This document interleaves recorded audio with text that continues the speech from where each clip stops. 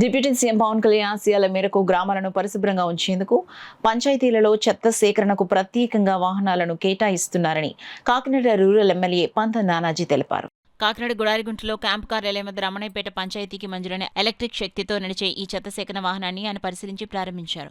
సందర్భంగా Kakinada rural MLA పంత నానాజీ మాట్లాడుతూ గ్రామాలను పరిశుభ్రంగా ఉంచేందుకు తడి చెత్త, పొడి చెత్తలను వేరువేరుగా ప్రజల నుండి సేకరించేందుకు ఇవి ఎంతగానో ఉపయోగపడుతున్నాయన్నారు. గ్రామాలను పట్టణాల తద్వారా రాష్ట్రాన్ని పరిశుభ్ర ఆంధ్రప్రదేశ్గా తీర్చిదిద్దడమే లక్ష్యంగా పనిచేస్తున్నామన్నారు.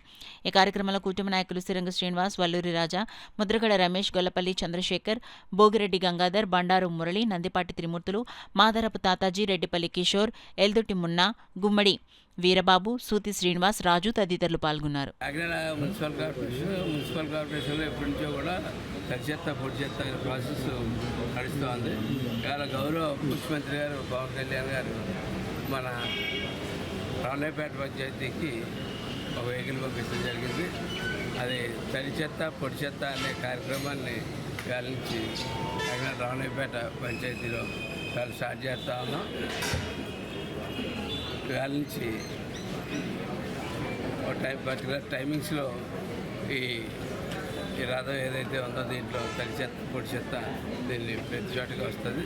దాన్ని మనం వచ్చినప్పటికే మీకు మేము త్వరలో కూడా ఏదో స్వచ్ఛంద సంస్థల ద్వారా కానీ మేము కానీ ఆర్థికంగా బాగున్న వాళ్ళు కానీ ఇంట్లో ఆ 2 రకాల డబ్బాలు పెట్టుకుంటే గ్రీన్ అండ్ రెడ్ కలర్ పెట్టుకుని తడి చెత్త, పొడి చెత్త వస్తే దాన్ని సపరేట్గా ఇస్తే మేము సపరేట్గా తీసుకుని పట్టుకుని వెళ్ళి దీన్ని కన్సర్న్ ఎక్కడికైతే కాంపోస్ట్ చేసుకున్నామో అక్కడికి పంపించడం జరుగుతుంది.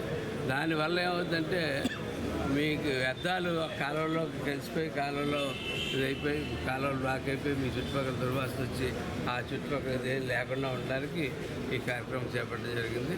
కాబట్టి మొట్టమొదటిసారిగా మన కాకినాడ రామయ్యపేట పంచాయతీలో కార్యక్రమం స్టార్ట్ చేస్తా ఉన్నాం.